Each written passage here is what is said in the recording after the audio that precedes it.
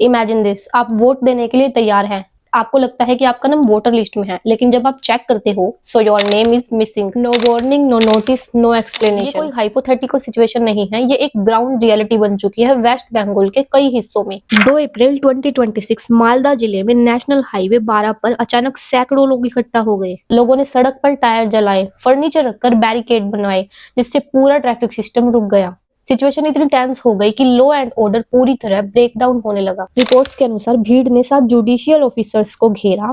जब पुलिस मौके पर पहुंची तो क्राउड ने उन पर पत्थर फेंके। ये सिर्फ प्रोटेस्ट नहीं था, ये फ्रस्ट्रेशन और एक्सप्लोजन था। लेकिन सबसे इम्पोर्टेंट सवाल कि ये लोग कौन थे? क्या ये क्रिमिनल्स थे? इसका जवाब है नहीं। ये सब आम लोग थे, teachers, farmers, small shopkeepers, daily veg workers, जिनका कोई क्रिमिनल बैकग्राउंड तक नहीं था। तो ये इतने एग्रेसिव क्यों हो गए? आंसर है वोटर लिस्ट, क्योंकि इन लोगों के नाम वोटर लिस्ट से हटा दिए गए थे और यही इशू अब एक बड़े क्राइसिस में बदल चुका है। आज वेस्ट बंगाल के कई शहरों में प्रोटेस्ट हो रहे हैं, लोग सड़कों पर उतर रहे हैं और सिस्टम के खिलाफ आवाज उठा रहे हैं। लेकिन ये सब कुछ शुरू कैसे हुआ? So let's understand the root cause. नवंबर 2025 में एक प्रोसेस शुरू किया गया जिसे कहा गया SIR, स्पेशल रिवीजन। इसका उद्देश्य था वोटर लिस्ट को अपडेट करना, डुप्लीकेट नेम्स हटाना और डेटा को क्लीन बनाना। ऑन पेपर ये सब कुछ सही लगता है, लेकिन ग्राउंड रियलिटी कुछ और ही कहानी बता रही है। 28 फरवरी 2026 को फाइनल वोटर लिस्ट पब्लिश की गई और यहीं से कंट्रोवर्सी शुरू हुई। डेटा के अनुसार करीब 6.1 मिलियन यानी 61 लाख लोगों के वोटर लिस्ट से नाम हटा दिए गए।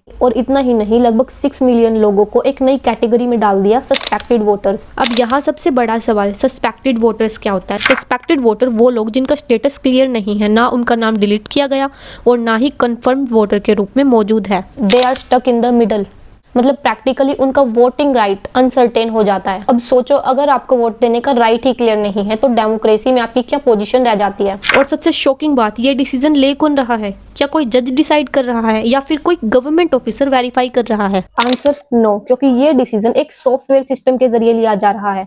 यस, सॉफ्टवेयर, एक ऐसा सॉफ्टवेयर जिसे रिपोर्टेडली प्रॉपर्ली टेस्ट भी नहीं किया गया। अब उसकी एक्यूरेसी को लेकर सवाल उठ रहे हैं। अब आते हैं सबसे क्रिटिकल पार्ट पर। क्राइटेरिया क्या था किसी को सस्पेक्टेड वोटर बनाने का? रिपोर्ट्स के अकॉर्डिंग कई केसेस में अगर आपके नाम की स्पेलिंग का छोटा हिस्सा मिसमैच हो जाए, जैसे ओ की जगह यू, या फिर सरनेम में हल्का डिफरेंस, तो सिस्टम आपको फ्लैग कर सकता है। मतलब छोटी सी स्पेलिंग मिस्टेक आपको सस्पेक्टेड वोटर बना सकती है। इमेजिन दिस सिनेरियो, अगर आपका नाम रोहन है और कहीं डाटाबेस में रुआन लिखा हुआ है, तो सिस्टम आपको डाउट में डाल सकता है। अब इसको नंबर्स से समझते हैं। टोटल करीब 1.21 करोड़ लोग इस प्रोसेस से इफेक्टेड हुए हैं। स्टैटिस्टिकली इसका मतलब है 6 वोटर में से 1 वोटर इम्पैक्टेड है।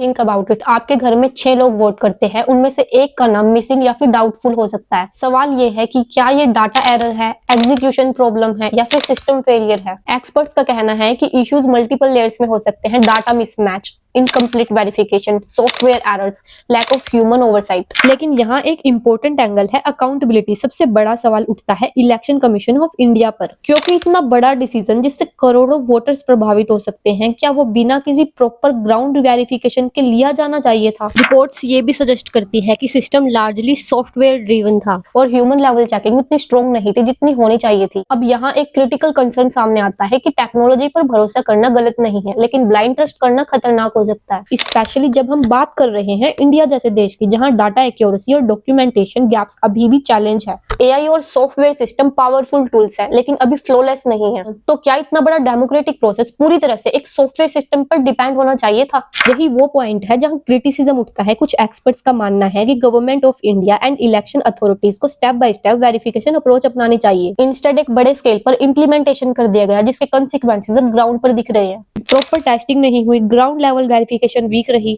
ह्यूमन ओवरसाइट कम था और इसका असर सीधे लोगों के फंडामेंटल राइट पर पड़ा, राइट टू वोट। जब लोगों को लगता है कि उनकी आवाज सिस्टम में काउंट ही नहीं हो रही है, तो फ्रस्ट्रेशन का बढ़ना नेचुरल है। और यही फ्रस्ट्रेशन मालदा जैसे इलाकों में प्रोटेस्ट के रूप में सामने आई है। लेकिन ये सिर्फ एक स्टेट की कहानी नहीं है। This is raises A bigger question. क्या फ्यूचर में इलेक्शंस पूरी तरह से सॉफ्टवेयर पर डिपेंड हो जाएंगे? और अगर हाँ, तो क्या हम उस सिस्टम पर पूरी तरह से ट्रस्ट कर पाएंगे? टेक्नोलॉजी एफिशिएंसी बढ़ा सकती है, लेकिन अगर उसमें ट्रांसपेरेंसी और अकाउंटेबिलिटी ना हो तो वही टेक्नोलॉजी प्रॉब्लम भी बन सकती है। जब सिस्टम टेक्नोलॉजी पर डिपेंड हो जाए, इंसान पीछे छूट जाए और एक छोटी सी स्पेलिंग मिस्टेक आपका वोट छीन ले, तो सवाल केवल सॉफ्टवेयर पर नहीं उठता, उस सिस्टम पर उठता है जिसे हम डेमोक्रेसी कहते हैं। Thank you.